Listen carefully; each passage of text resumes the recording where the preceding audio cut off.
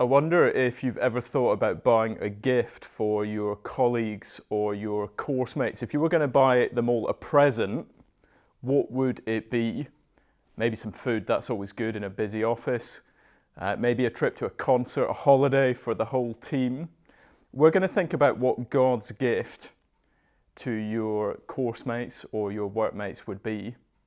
One of the passages I find most inspiring on evangelism is Matthew 9 and Jesus looking out on the crowds. It's almost the commuter scene that some of us will be familiar with. It could be the world of the sweaty armpits, the busy train, the heaving escalator of people as you head up to wherever you spend your day.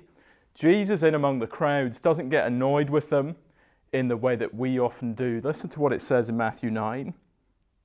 When he saw the crowds, he had compassion for them because they were harassed and helpless like sheep without a shepherd. Sheep without a shepherd. It's quite a rude image for people. It speaks of vulnerability. It speaks of cluelessness. It speaks of the danger of a whole bunch of sheep wandering around the place, not knowing where they're going. And that's how Jesus sees the people around us as he thinks about their spiritual state. Anxious about the big questions of life, and people in danger of wandering into a lost eternity. It's wonderful that Jesus, as he looks at us, as he looks at our world, sees people as they are and feels compassion. And we're meant to be talking about evangelism today. We could talk about tips, we could talk about techniques, we could talk about getting ready to answer certain questions. But the key thing really is to pray that we will share the compassion of Jesus, that we will see the spiritual state of people around us, and that will motivate us to want to speak to them about him. Now, it's just really difficult, isn't it, to see people the way Jesus does, as sheep without a shepherd. Partly because lots of the people you meet in the legal world will seem very clever, very sorted. Some of them will have a very clear direction in their lives, not like sheep wandering around aimlessly at all. And I think it's hard as well because, they are busy, we are busy.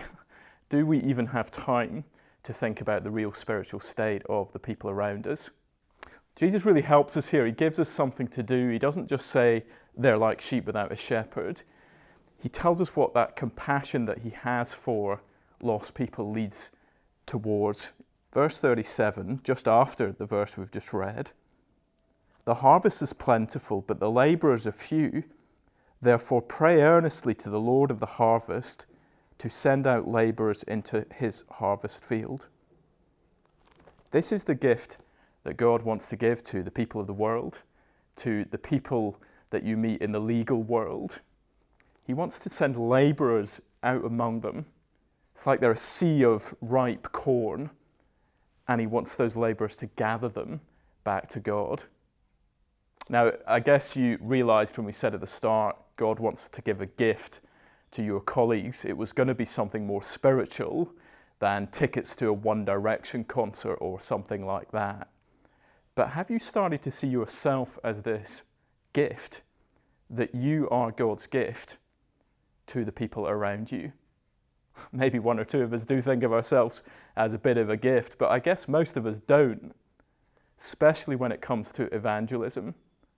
But no matter how rubbish at evangelism we feel, and we will all feel so aware of our weakness, of our fears, of our failure to make the most of every opportunity, the fact that you're just there among them, praying for them, trying to get Jesus into the conversation somehow, means that there's just a chance for those lost sheep to be gathered back to God.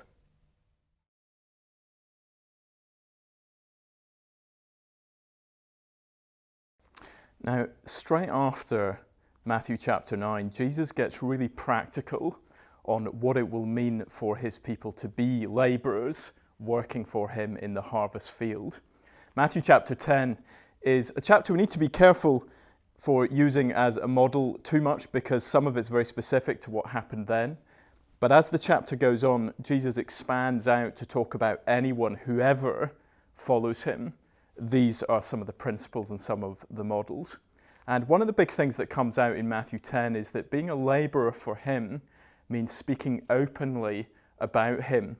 Matthew 10:27 is quite an interesting strategy on that. I dare you to try this one. What I tell you in the dark, say in the light, and what you hear whispered, proclaim on the housetops, or you might say the desk tops. I once stood on a desk to do a shout out when I was a student. I never dared to do that in any law office that I worked in. But it doesn't have to be literally standing on the desk. The point is that we are speaking publicly about Jesus Christ. That's what evangelism means. Evangel means good news. And it's just obvious, isn't it, that if you've got news to share, at some point you have to actually share the news. And there's loads of ways it happens in the legal world, in all the different places that we work and rub shoulders with people. It might be talking about justice issues becomes an opportunity to speak about what Jesus says on justice. Could be things in the news that are an opportunity to talk about grace and forgiveness and what would Jesus say to that celebrity. It might be because you become a bit of a confidant to people. One of the things I found was that sometimes if you're a Christian and people hopefully see that you have integrity, they can trust you, they might well want to talk to you about things or ask you questions that they wouldn't feel free to share with other people. And sometimes it's just the more obvious opportunities to proactively invite people to church, to share a talk, maybe invite them to a Christianity Explored. But we need to be aware that as we do all of that, this chapter talks about the response we will receive. It's a mixed response. Sometimes in Matthew 10, people receive the disciples of Jesus. And my experience in law firms was that sometimes people were interested and wanted to find out more. It was wonderful. But Jesus is very realistic in this chapter about the negative, about the fact that many people will not want to hear about him. And in this chapter, it's stronger, I think, than most of what we would find we would face. Usually apathy is the biggest barrier we face. In this chapter, it's real full-on persecution. And that's where verse 26 is a real help. Jesus says, "So have no fear of them." And I'm really glad that Jesus talks about fear, because that is him tapping into my biggest problem in evangelism. It's not my lack of technique. It's not that the HR department have tried to shut me down. It's that out of fear I have censored myself usually from being more public about Jesus. Have no fear. He is with you. It's his harvest field, and you are the gift that he wants to use.